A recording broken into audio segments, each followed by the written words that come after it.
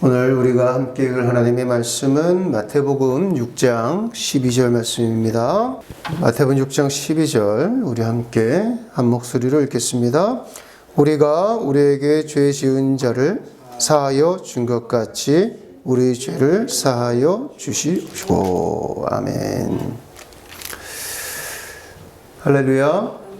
예수 이름의 평강이 여러분과 함께 하시길 축원합니다. 하나님의 자녀가 되기 위해서, 그리고 하나님의 복을 받기 위해서 가장 먼저 해야 할 일이 회개라고 말씀을 드렸죠. 그 회개의 과정을 거치지 않으면 하나님의 자녀가 될 수도 없고 하나님의 복을 받을 수도 없고 누릴 수도 없다고 말씀을 드렸어요. 제 아무리 힘있고 능력이 있다 할지라도 회개의 과정을 거치지 않고서는 하나님의 그 거룩한 무리에 동참할 수 없습니다. 그렇다면 우리가 하나님 앞에 나의 모든 죄를 공개하여야 한다. 죄를 내놓아야 한다. 즉 회개한다라고 할 때, 우리가 하나님 앞에 죄를 공개할 때, 내려놓을 때, 그러면 하나님 편에서는 우리에게 무엇을 주시는가? 우리가 회개할 때 하나님께서는 우리에게 무엇을 주실까요? 용서를 주신다는 거예요. 용서를 주시겠죠. 그 용서를 선물로 주신단 말이에요. 그래서 오늘은 하나님께서 우리에게 주시는 용서가 무엇이고 하나님의 용서의 크기는 얼마나 큰가? 그거에 대해서 말씀을 드리고자 합니다. 오늘 본문 말씀은 예수님께서 제자들에게 가르쳐 주신 기도, 즉 주기도문의 일부예요. 여기에서 죄 지은 자를 사하여 준 것 같이 우리의 죄를 사하여 주옵소서라고 기도가 되는데, 여기서 사하여 준 것 같이, 그리고 사하여 주시옵고, 이것이 용서예요. 용서란 단어를 여기서 사용했습니다. 사실상 성경에서 우리에게 말씀하고자 하는 성경 전체의 의도 중 아주 중요한 말씀 중에 하나가 바로 용서입니다. 어떻게 보면 용서한다는 이 말씀 하나 때문에 성경이 쓰여 있다고 해도 과언이 아니에요. 물론 우리가 잘 아는 것처럼 성경은 생명에 관해서 기록했습니다. 생명에 대해서 약속하고 있는 것이 성경이란 말이에요. 생명을 약속하는 하나님의 말씀이 성경이거든요. 하지만 생명을 약속하고 있는 그 배경에는 무엇이 있는가 하냐면, 우리가 깊이 성경을 말씀을 상고하다 보면 하나님께서 우리의 죄를 용서하겠다.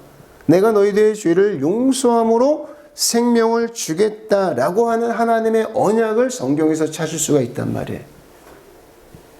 그래서 성경에서 가장 중요한 단어가 무엇인가라고 하면은 단 하나를 꼽으라면 생명이겠지만, 그 생명과 대등하게 용서라고도 우리는 분명히 말할 수 있는 것입니다. 그래서 저와 여러분이 신앙생활을 하고 있는데, 성경을 읽고 묵상하고 있는데, 하나님이 주시는 용서가 무엇인지, 그리고 하나님에게 우리가 용서를 받은 것이 무엇이며, 또 하나님께로부터 받은 이 용서를 인간관계 속에서 나는 어디까지 그것을 적용하며 살아야 하는가를 정확하게 깨달으면 깨달을수록 그만큼 우리가 하나님과의 관계에서 더 풍요로움을 느낄 수 있고, 하나님의 자녀로서의 이 자존감과 그 내적 크기가 커질 수가 있단 말이에요. 이 하나님으로부터 받은 은혜, 즉 용서의 크기가 무엇인지를 잘 모르니까 우리가 세상에 나가서 어떻게 사느냐, 교회에서 받은 은혜는 그냥 은혜대로 받고 세상은 세상대로의 사는 거예요. 교회 따로, 신앙 따로, 세상의 삶 따로가 되는 거예요.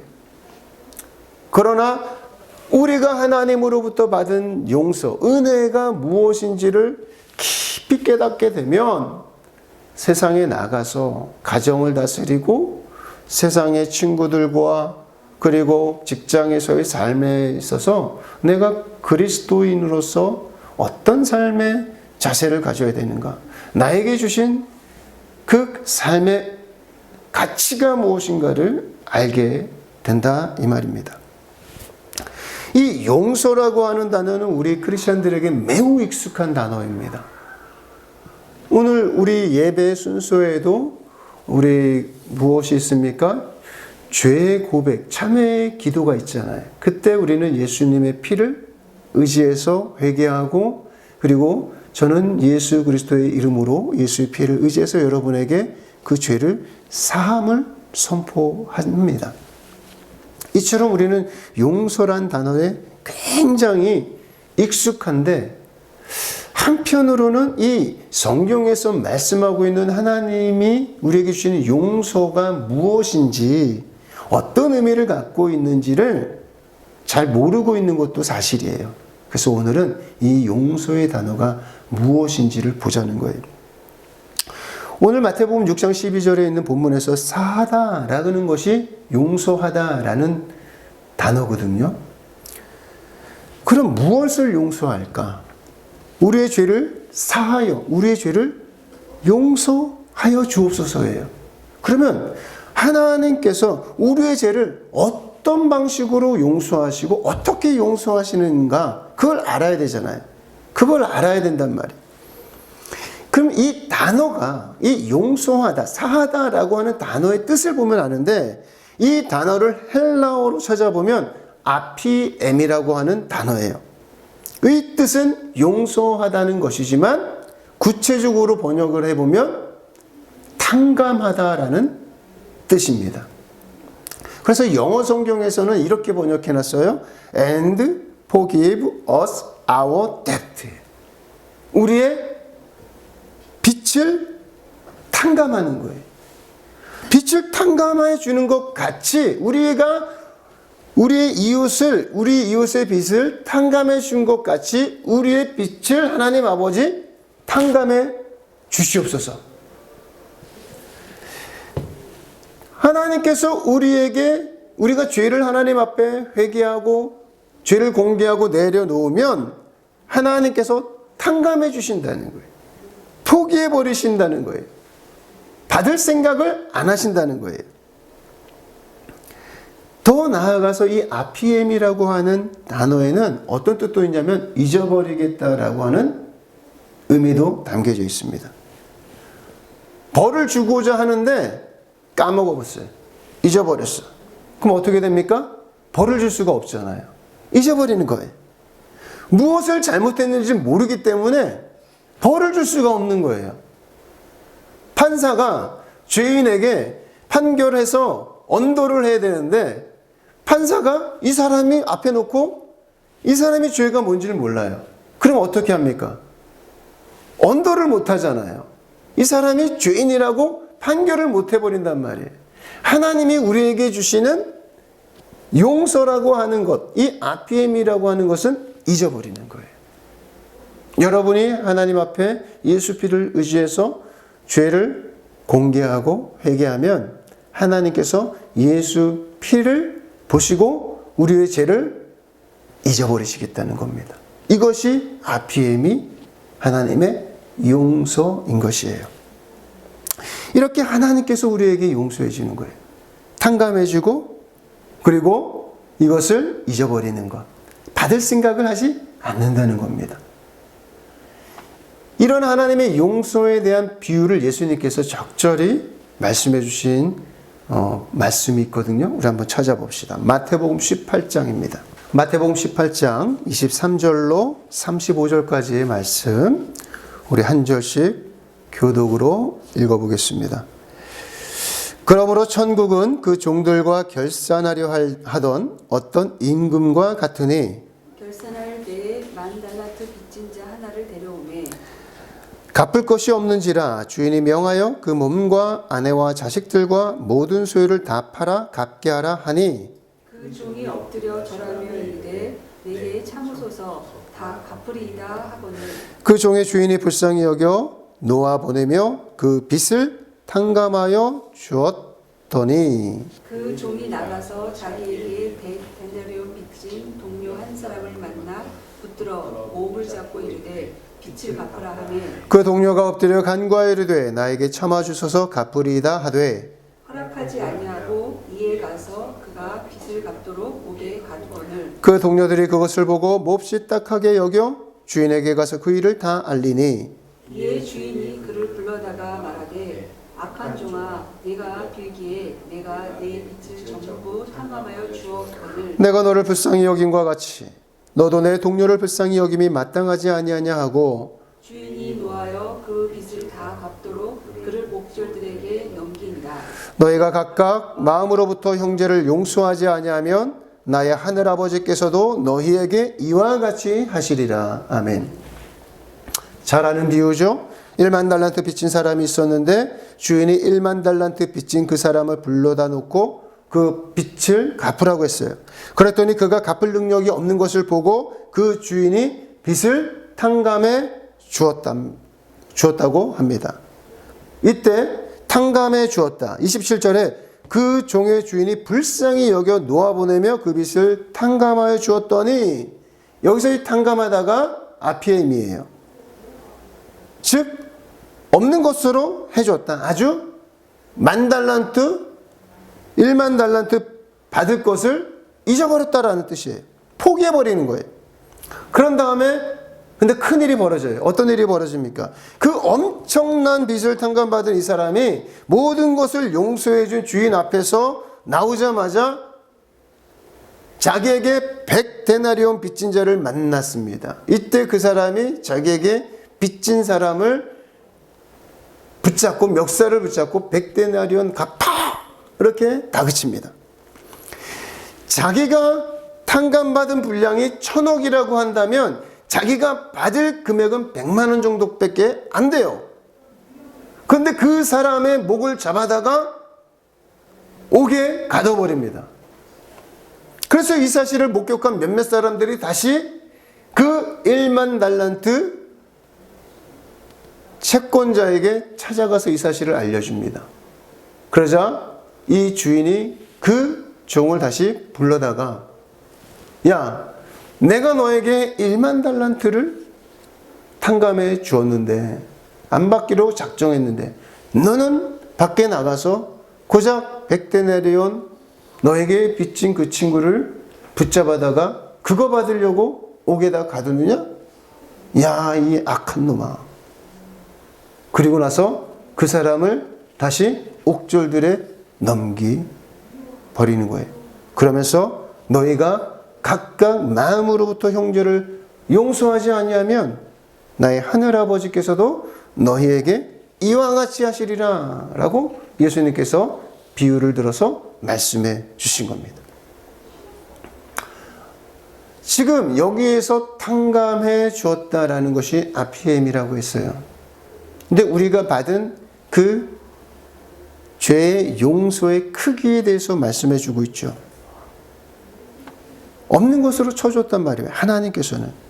완전히 너희가 예수 피를 의지해서 회개하면 너희의 모든 죄를 다 받을 생각 포기해버리겠다. 내가 판결하지 않겠다. 완전히 잊어버리겠다 했단 말이에요. 그런데도 오늘날 우리는 우리가 받은 용서의 크기가 얼마나 큰지를 모르고 있기 때문에 세상에 나가서는 형제들에게 100데나리온 나에게 섭섭한 일 한 사람을 욕하고 붙잡고 그를 재판장에 세웁니다. 그래서 그 사람이 다른 사람들로부터 지탄받게 하기 위해서 우리는 그 사람을 죽이는데 동조를 하고 있어요. 그러면 어떻게 된다고요? 하늘아버지께서도 잊어버리겠다 하셨는데 그 잊어버린 것을 우리에게 적용 안 시킬 수 있다는 거예요. 굉장히 이해가 쉽게 우리에게 용서란 무엇인가를 말씀해 주고 있단 말이에요. 그런데 이 용서 안 와닿잖아요.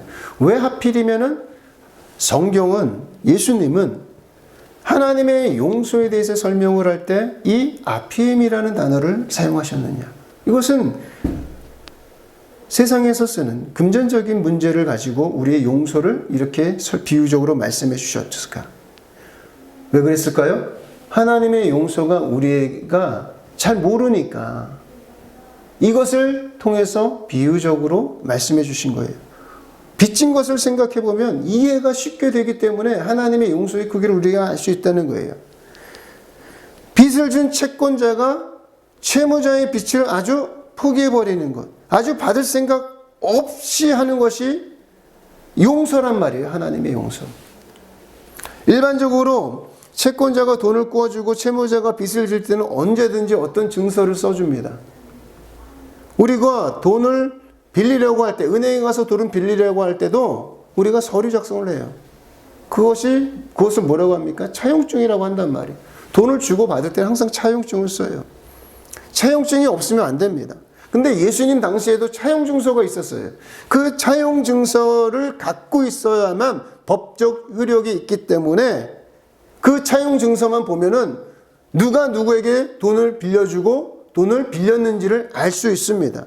그래서 돈을 빌린 사람이 돈을 빌려준 사람에게 이자를 갚지 않거나 그 원금을 갚지 않을 때는 법정에 가서 그 차용증서를 가지고 판사가 확인을 하게 되죠. 이 사람이 돈을 갚지 않았구나. 빌렸구나도 알게 되고 갚지도 않았구나. 그래서 그것을 가지고 그 사람을 잡아다가 옥에 가두기도 하고 그 사람의 재산을 차압하기도 하고 심지어는 그 가족들까지도 아내와 자식들도 그 돈을 갚을 때까지 노예로 삼아버리는 거예요. 우리나라 조선시대에도 그랬습니다. 양반들이 양민들을 그리고 그 밑에 계급에 있는 사람들을 돈을 주고 사죠. 사면서 노비문서라는 것이 있습니다. 양반이 가지고 있죠. 이 노비문서만 있으면 이 사람이 아무리 전에는 양반이었을지라도 이 노비문서 한 장으로 이 사람을 나의 노비로, 종으로 부릴 수가 있어요. 그 노비문서는 누구만 가지고 있습니까? 양반만 가지고 있어요. 주인만 가지고 있는 거예요. 예수님 당시에도 그랬고 우리나라에서도 그랬어요. 그런데 이 양반이 이 노비문서를 불에 태우게 되면 이 사람들은 어떻게 되는 겁니까? 자유인이 되는 거예요. 이 종이 쪼가리 한 장 때문에 신분이 달라지는 거예요.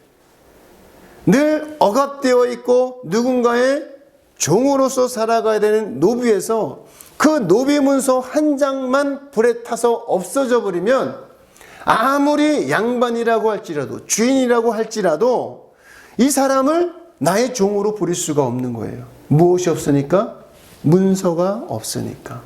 차용증이 없으니까. 권리를 주장하지 못하는 겁니다.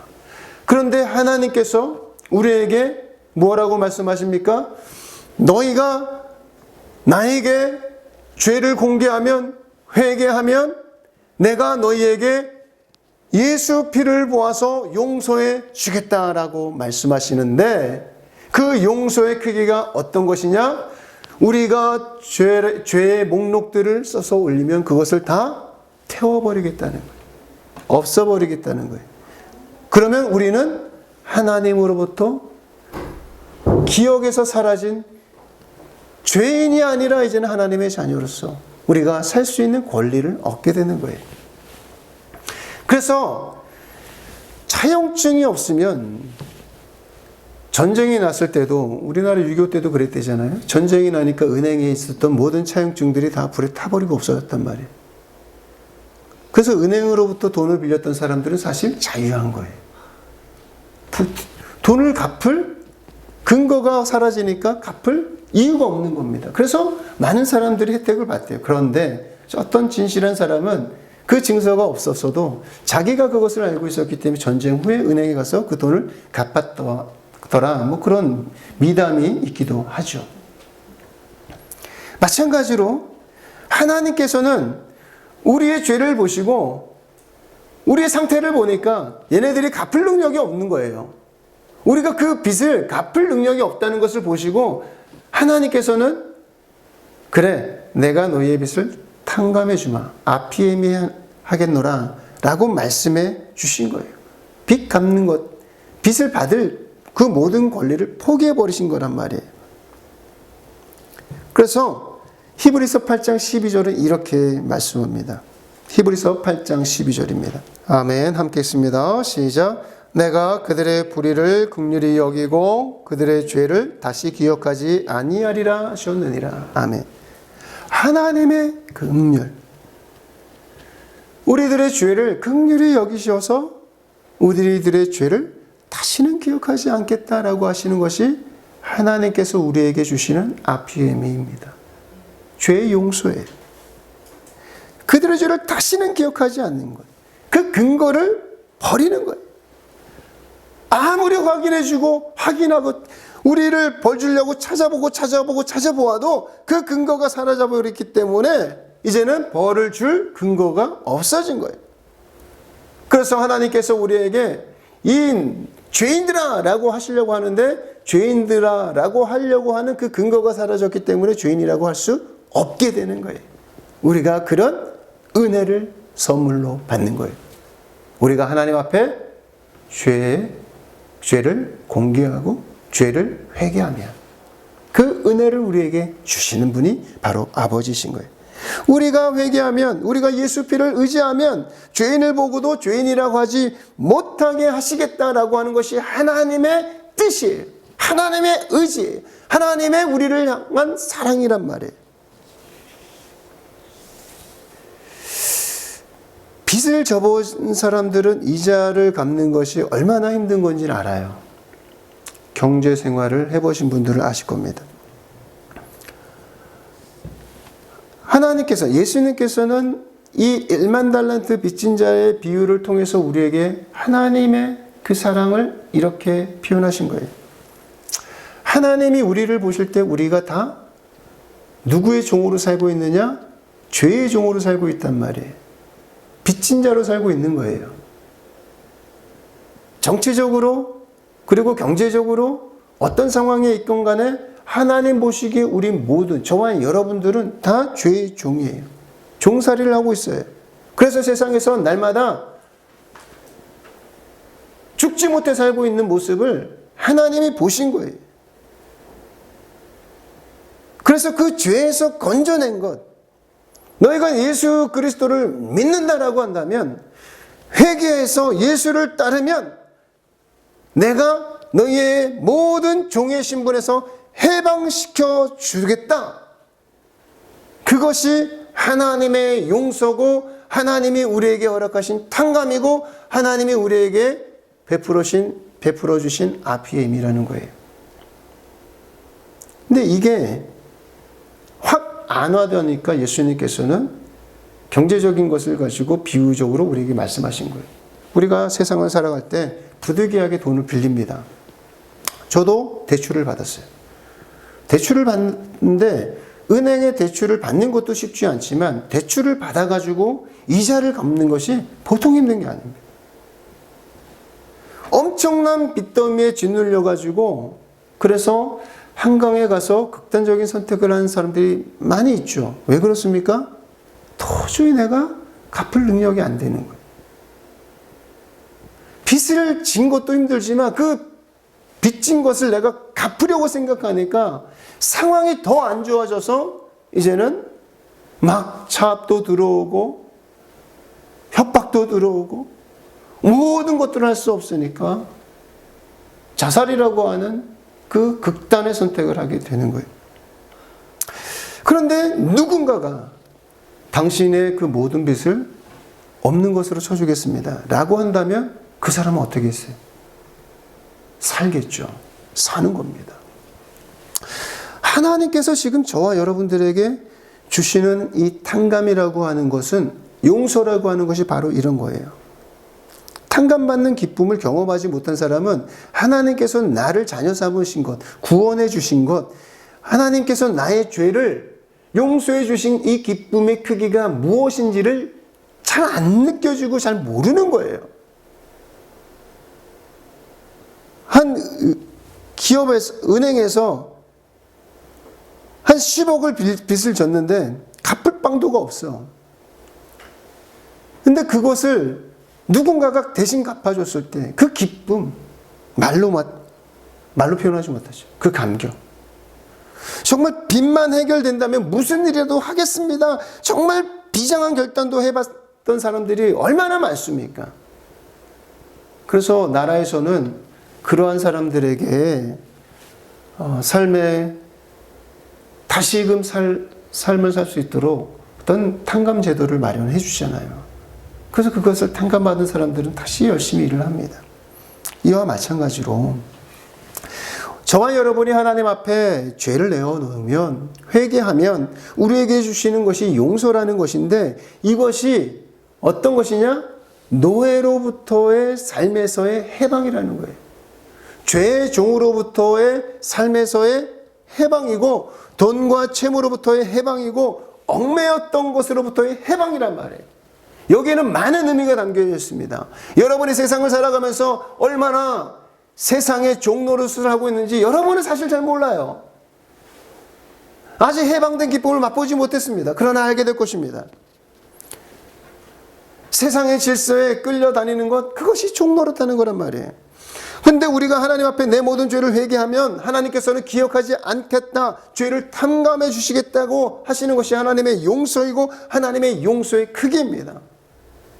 그러므로 우리가 회개하는 것이 괴로운 일이 아니라는 거예요. 여러분이 예수 피를 의지해서 하나님 앞에 날마다 회개하는 것은 괴롭거나 자기 자신의 어떤 그 모자란 것을 인정하는 그런 고통스러운 시간이 아니라 나 자신의 있는 모습 그대로를 하나님 앞에 내려놓으면 하나님께서 그 모습 것들을 탕감해 주시고 잊어버리겠다, 기억하지 않겠다. 동이서에서 먼 것처럼 너로 하여금 자유하겠다고 하신 하나님의 선포와 하나님의 선물이 담겨 있는 것이 용서입니다. 그러므로 우리는 날마다 회개라고 하는 그 과정을 통해서 하나님 앞에 용서라는 선물을 받아야 하는 거예요. 그것은 우리가 사는 길인 거예요.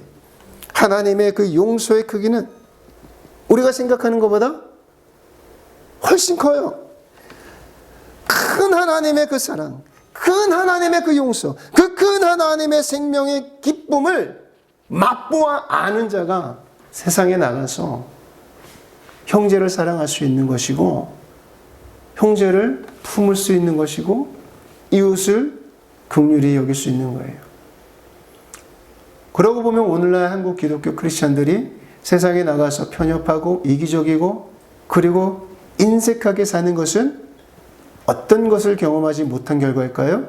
하나님의 용서의 크기를 그만큼 경험하지 못했으니까 인색하게 사는 거예요. 하나님의 그 용서, 내가 받은 하나님의 용서, 내가 죽겠노라고 한강다기 위해서 올라가서 떨어질 그 각오를 했던 사람이, 그 사람이 나였는데 나의 뒤에서 목덜미 붙잡고 내가 너를 네가 갚아야 될 모든 것들을 대신 갚았다. 그 소식을 들어본 경험이 없으니까 우리가 인색해지는 거예요. 하나님의 용서는 여러분이 생각하는 것과 크기도 다르고 질도 다릅니다. 여러분의 수준의 하나님의 용서를 맞추려고 하지 마시고 하나님의 말씀, 오늘 본문 말씀에 있는 것처럼 하나님이 예수님을 통해서 우리에게 주시는 그 아피엠이 탕감을 경험하시고 정말 내가 구원받은 자로서, 구원받은 신자로서, 자녀로서 감격하시고 맛보아 알모롭소 세상에 나가서 하나님의 용서를 베풀며 사는 저와 여러분이 되시길 예수 이름으로 축원합니다. 기도합시다.